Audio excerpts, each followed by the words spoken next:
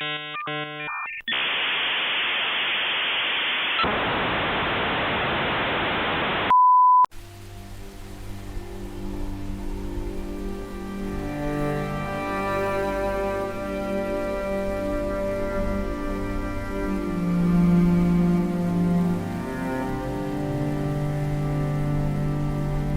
what's up YouTube? Chris here, CottonFilms. It's been a pretty rainy day, so not a lot's going on, so I'm not going to vlog today.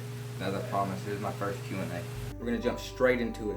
The first question comes from Stanley Parrish Jr.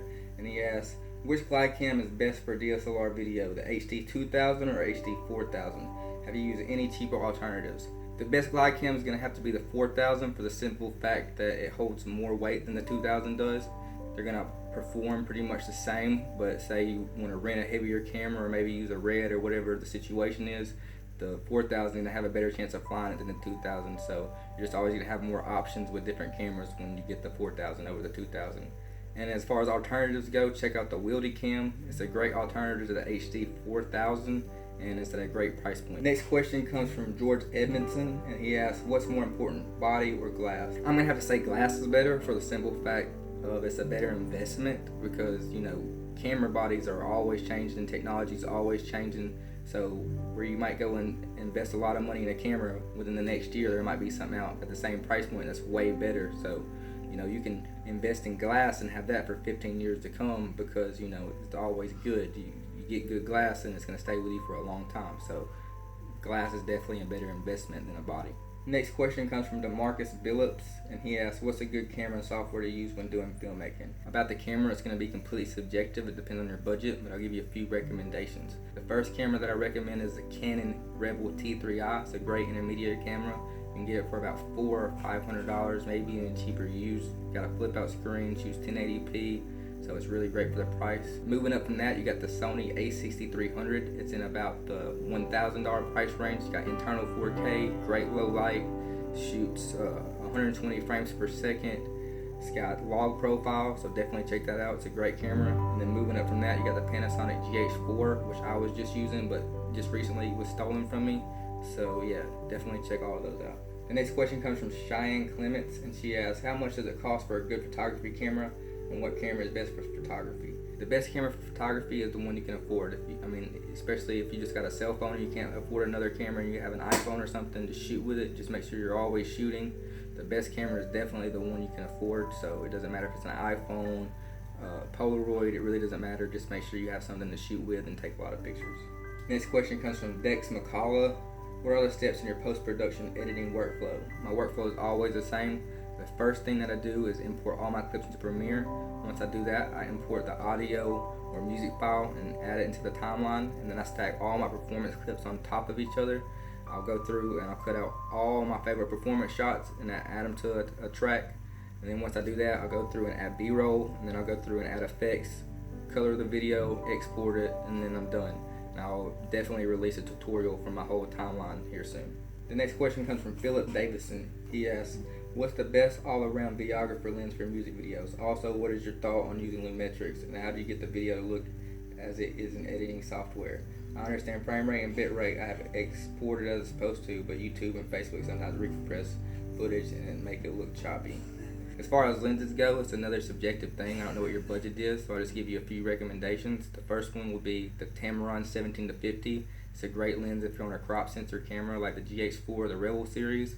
Moving up from that would be the Canon 16-35mm 2.8. It's an amazing lens. And then moving up from that, the Canon 24-70 2.8. Both fantastic lenses, just at a little higher price point. The Lumetri color panel, if that's what you're referring to, then I love it, and I do all my coloring in the Lumetri panel. And as far as how to get the video to look crispy, I will do a tutorial on getting crispier, more professional looking videos. Next question comes from Terrell Mays, and he asks how to make Instagram promo videos with the picture crops the right way. I will do a tutorial on that soon. Next question comes from YCCG Mob Gang DZ, and he asks how to make your concepts a reality. First thing you want to do is make sure you do a lot of pre-production. Planning is key. Make sure you got your shots together, your locations, what team you're going to use if you need to hire a director or DP or or an editor, whatever, just make sure you do plenty of pre-production so the moment you step on set, you're ready to bring your concept into reality. Just make sure you do your homework, do a lot of research, find pictures, inspiration, videos, all of that. Next question comes from Tyler White. How did you come up with the concept to make this a career? Long story short, I've been doing photography since I was like 12. Worked at Captain D's, then I worked at P.F. Chang's. I was working at P.F. Chang's. I saved up some money, bought me a new camera, which was the Rebel T3i. Met up with these guys named Chase and Lil Green. We formed this company named C3 Productions before I started CottonFilms, started doing some stuff with them. One of the guys was a rapper, did his first video, started doing some videos for him. People started seeing them, people started calling me, and then, yeah, here I am today. Next question comes from Christopher Fowler. If you shoot your performances in 24 frames per second and your B-roll in 60 frames per second, what frame rate do you render it all in when done in post-editing? 24 frames. Next question comes from Pablo Rick something. Sorry if I mispronounced that. But he asks, can I see your music video workflow? I will do a tutorial specifically showing you guys my workflow in an upcoming tutorial. Next question comes from Bert for the win, and he asks, can you show us how you put the video and silhouettes in the ESPN video and how you shot the silhouettes? I will do a tutorial just on that as well. Next question comes from G-Joe Drum Beats, and he asks, will it be a daily vlog tutorial? Yes, the content will be daily from now on, so whether it's a tutorial or a vlog, I will definitely be doing daily content. Next question comes from Divine Design, and he asks, I noticed a difference in quality in your videos. What camera did you start off with? I touched on that briefly. And another question, I started off with a Canon Rebel T3i. It's a great camera, so if you're on a budget, definitely check that out. Next question comes from Cool Visions, and he asks, how do you get that film look? As in the video shot for hobby or with a Galaxy Note? Is it all in color grading?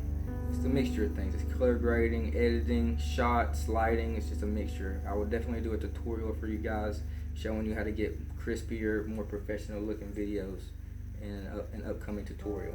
Last but not least, Mr. Kuya Joe asks, been watching your work progress each year, which is dope. Keep grinding, man. My question is, how do you communicate with the clients in order to deliver the piece that they want without losing your vision in between, vice versa? Just always let people know you're the director. They're seeking your services for a reason, so they definitely like what you're doing and apparently trust your judgment. So respect them as your client and know that they are paying you, so definitely let them have their ideas and input, but at the end of the day, you're the captain of the ship, so make sure you're sailing it. That's going to do it, guys. I appreciate you all tuning in. Go ahead and make sure you drop your next questions for the next installment of Ask Cotton. Make sure you thumbs up, comment, subscribe, and I'll see you guys next time.